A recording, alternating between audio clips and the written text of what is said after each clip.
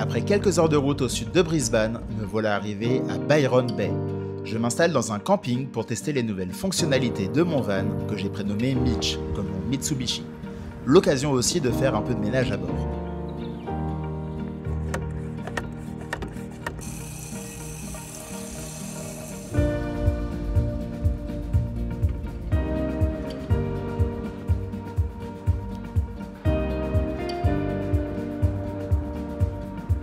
En fin de journée, je prends la direction du Byron Bay Lighthouse. La balade est magnifique avec des vues imprenables sur les plages et l'océan à perte de vue. En haut, le phare se dresse majestueusement, surplombant tout le paysage.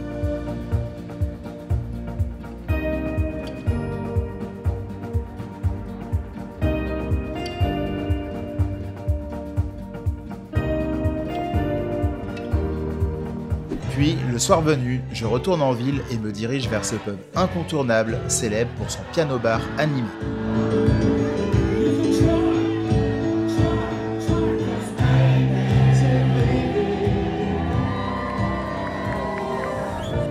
Le lendemain, direction la plage pour mon premier cours de surf et enfin affronter les vagues australiennes.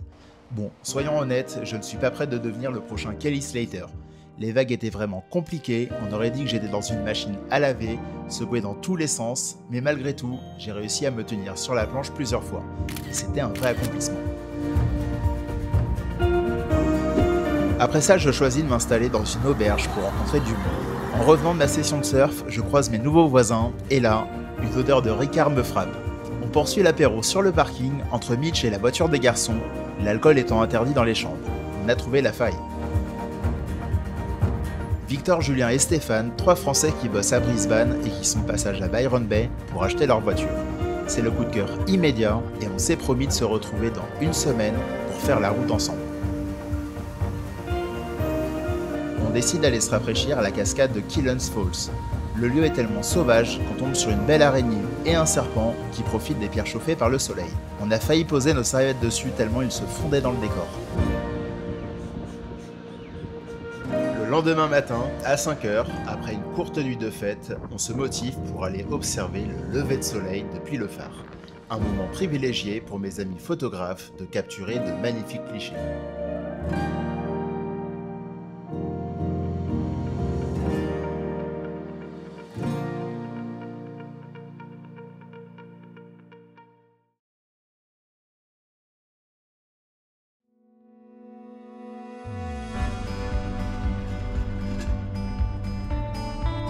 Les garçons ont encore une semaine de boulot à Brisbane, alors je pars explorer le New England, une région sauvage et pleine de nature.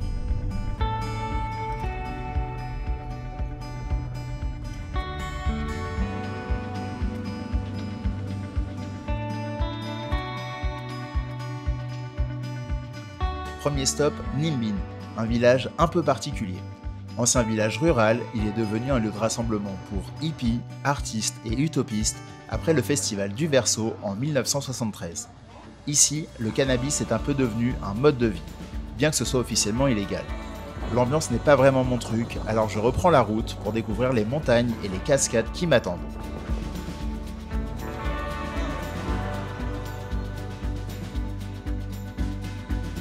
Je fais une petite rando là dans la forêt du Queensland.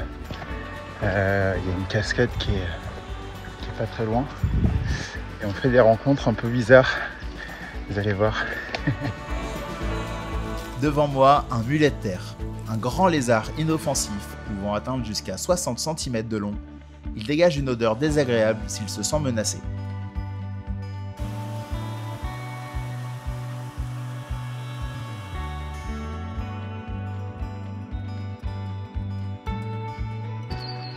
J'adore ce genre de balade où t'es tout seul, tu marches à ton rythme et tu fais pas de bruit, tu rencontres des animaux. Il n'y a vraiment personne.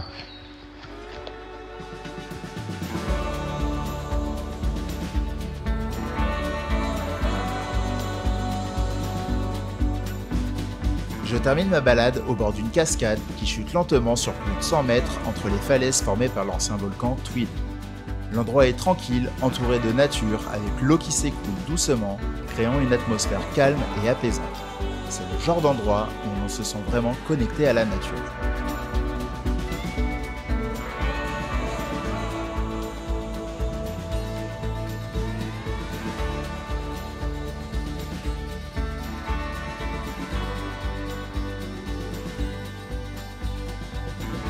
me dépêche de regagner la côte pour ne pas manquer le coucher de soleil. J'ai trouvé l'endroit parfait pour cuisiner. Ce soir, riz, poulet, curry avec vue sur l'océan. C'est exactement ce que mes amis les boubounes, voyageant en camping-car, m'avaient décrit. Cette vraie sensation de liberté.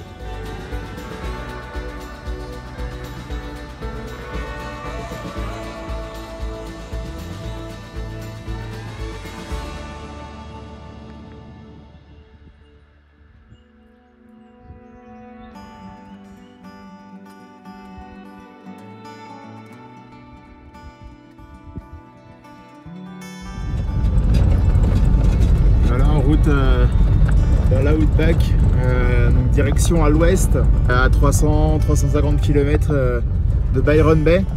Et bon, les routes sont différentes, la nature est bien présente. Putain, c'est canon quoi.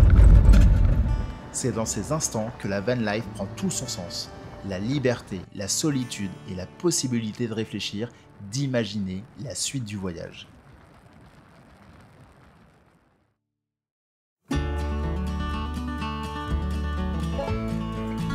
Je reprends la route, mais la pluie tombée en amont des rivières a causé la fermeture de nombreuses routes. Je tente ma chance et pour l'instant ça passe.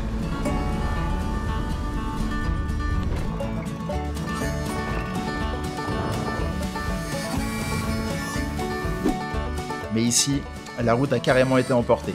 Demi-tour forcé. Enfin, j'arrive à destination pour cette fin de journée, le mont Caputard. La route est difficile, glissante à cause des gravillons et la pente est raide.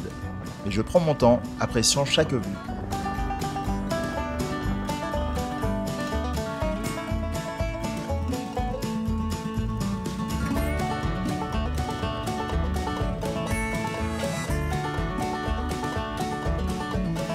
Et ouais, ça monte un peu aujourd'hui, hein.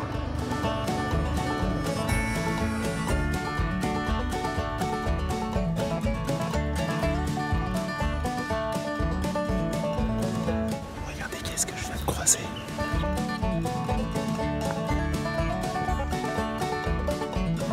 En redescendant du point de vue, je croise les gardiens des lieux, des kangourous sauvages. Les observer m'amuse un bon moment.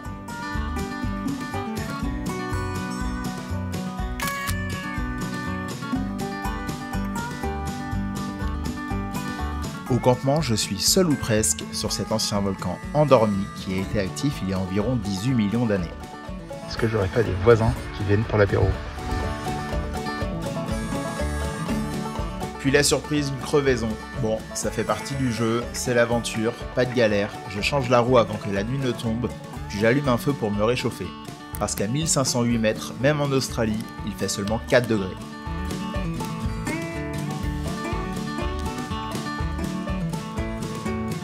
Le matin à 8h, je me réveille tranquillement dans ce décor magnifique. Les kangourous viennent me dire au revoir, puis je file vers le premier garage pour réparer ma roue.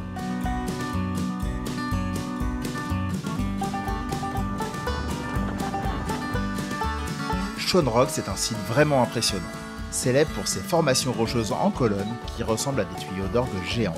Ce phénomène naturel a été créé par une activité volcanique intense, où la lave, en refroidissant lentement, a formé des colonnes parfaitement régulières, presque comme si elles avaient été sculptées par la nature elle-même. Ces colonnes hexagonales, qui s'élèvent majestueusement sur plus de 40 mètres, témoignent de la puissance géologique de la région. Un spectacle fascinant, témoin du temps et de la force de la Terre.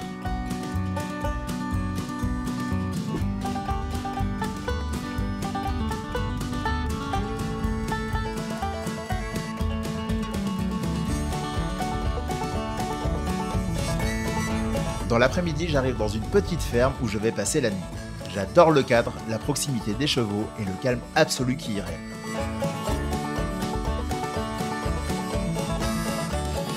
Ce soir, c'est pâtes bolognaises au menu à l'arrière du match.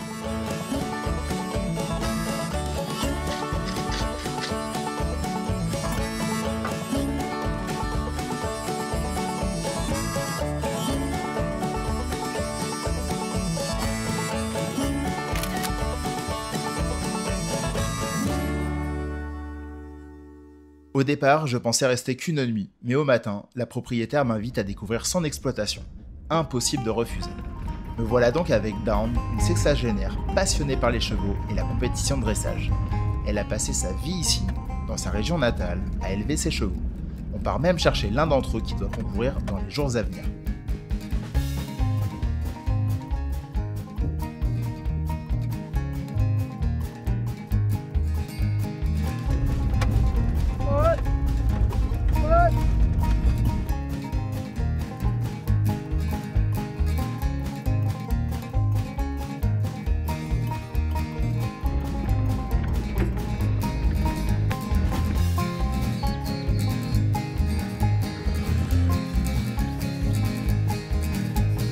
J'en profite pour vous faire un petit room tour du Mitch avec le poste de pilotage et son volant à droite. Voilà la chambre et son dressing. Puis la cuisine à l'arrière du Mitch. Bref, je m'y sens bien. Après une douche rapide, il est temps de repartir. Il reste encore beaucoup de routes et de belles découvertes à faire. Merci Dawn pour ces moments de partage. Tu m'as fait découvrir ton univers avec ton accent et tes mots. Encore une fois, la magie des rencontres. Elle a vraiment transformé mon séjour dans cette magnifique région de la contrée. Je traverse plusieurs petits villages au style country avant d'arriver à Dorrigo. Petit arrêt pour déjeuner à la cascade de Dangar Falls, un endroit parfait pour une pause. L'accès au parc national se fait par une passerelle suspendue qui offre une vue panoramique splendide sur la forêt tropicale.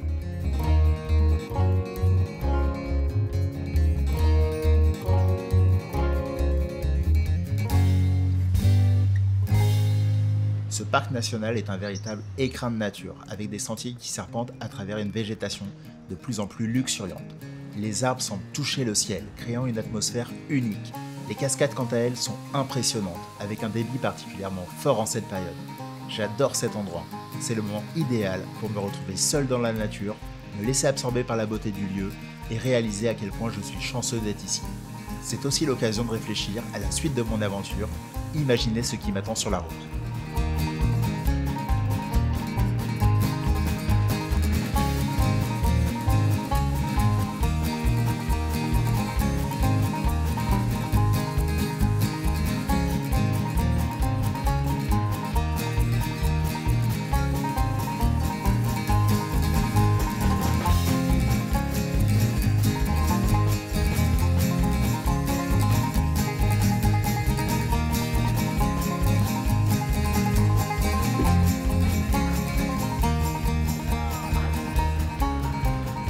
Au camping, je profite d'un moment de détente pour me rafraîchir et me reposer. En quelques jours, j'ai parcouru plus de 1000 km dans le New England.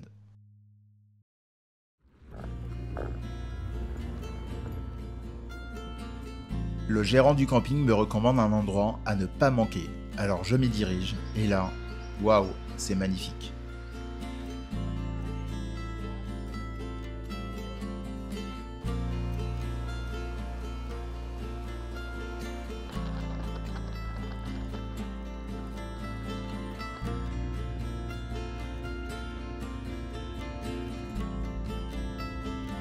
Est-ce que je vais croiser un koala? Eh bien voilà.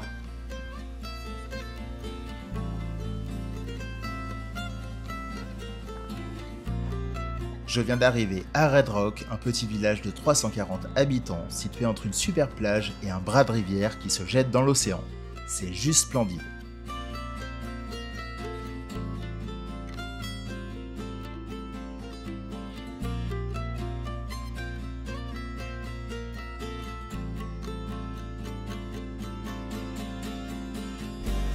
Après une journée de route, je me dirige vers la plage pour profiter de la mer. Mais la vue des requins me refroidit vite. La zone est vraiment isolée et non surveillée, alors je laisse tomber. Je repars pour une petite heure de route à travers un paysage de cartes postales, direction Port Macquarie. Je visite le Koala Hospital, un centre qui recueille ces animaux souvent victimes de chutes ou d'accidents avec les voitures.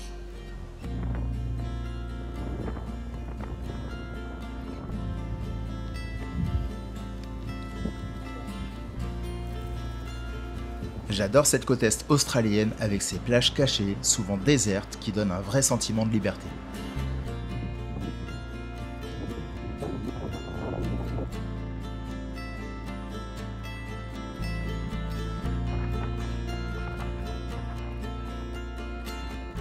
Bon, destination de dingue, je m'attendais pas du tout à ça. On vient de traverser du coup un parc national, une forêt assez dense pendant quelques kilomètres.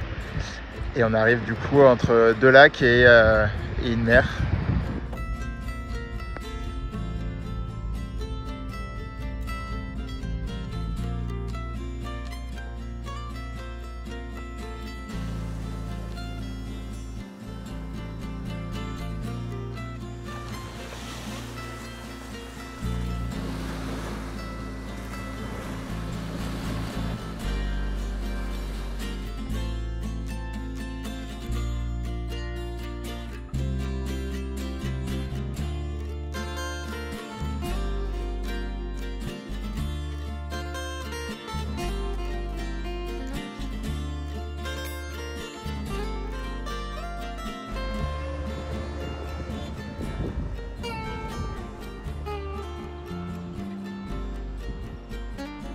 Direction le phare sur les hauteurs, la montée est un peu raide, mais la vue est magnifique.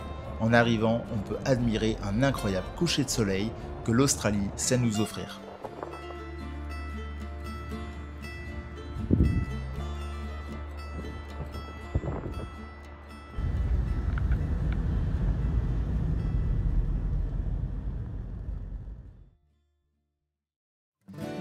Bon, réveil matinal ce matin, mais pour la bonne cause. Bon, c'est pas un saut en parachute, bon, j'ai un harnais. On va aller nager avec les dauphins, ça a l'air d'être pas mal. Je pars donc avec Dolphin Swim pour une journée incroyable en catamaran, où l'objectif est simple, nager avec les dauphins. Ces magnifiques créatures sont très présentes dans la région, et dès qu'on s'approche de l'eau, on entend leur communication sous-marine. C'est absolument impressionnant, un véritable concert aquatique.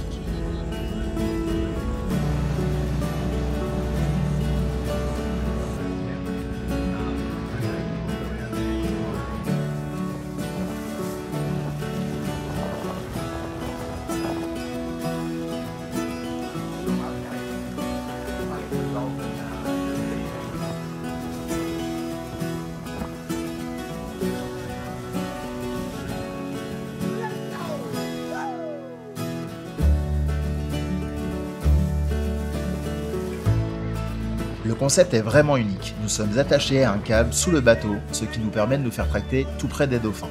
L'idée est de flotter en toute sécurité, tout en étant au plus près d'eux. Quand les dauphins arrivent, c'est magique. Ils semblent jouer avec nous, virevoltant autour de nous, dans une grâce infinie.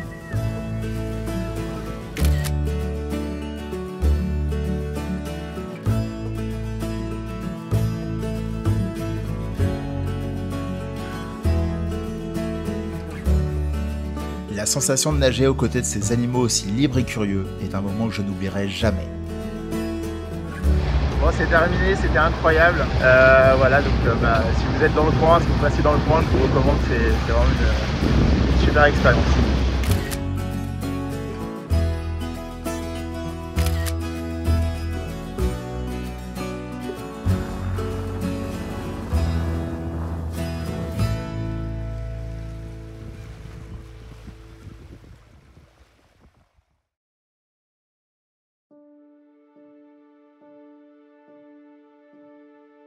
Là, on dirait pas, mais on est avec les deux mecs qui ont inventé l'eau chaude là.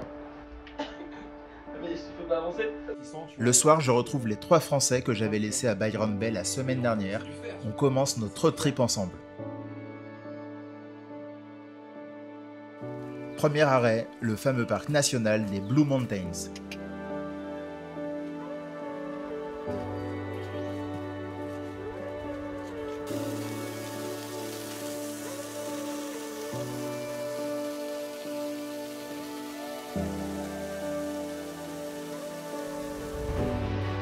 Toujours dans les Blue Mountains, on fait une petite rando là dans le Grand Canyon et le paysage est assez dingue.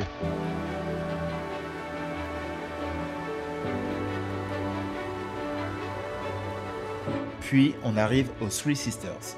Une légende raconte que les 3 sœurs étaient des femmes humaines tombées amoureuses de jeunes hommes d'une tribu voisine.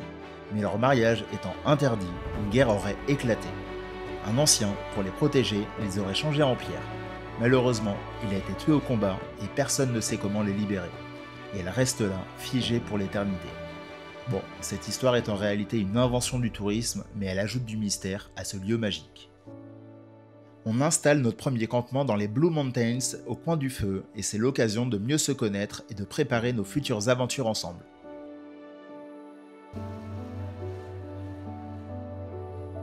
Le lendemain, cap sur Hanging Rock, un lieu qui me marque à jamais.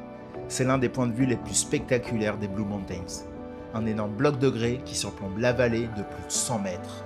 La vue depuis le belvédère est incroyable, mais il faut rester prudent et concentré sur le sentier, car la nature ici est à couper le souffle.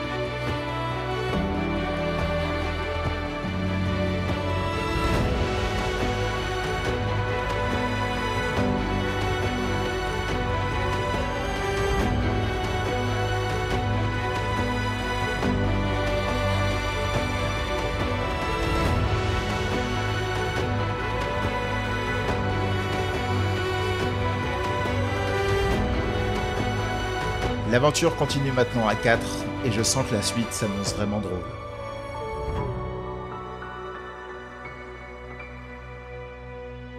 Merci d'avoir regardé cette deuxième vidéo, n'hésite pas à me suivre sur Instagram, à liker sous la vidéo et à t'abonner pour ne rien rater de la suite de l'aventure.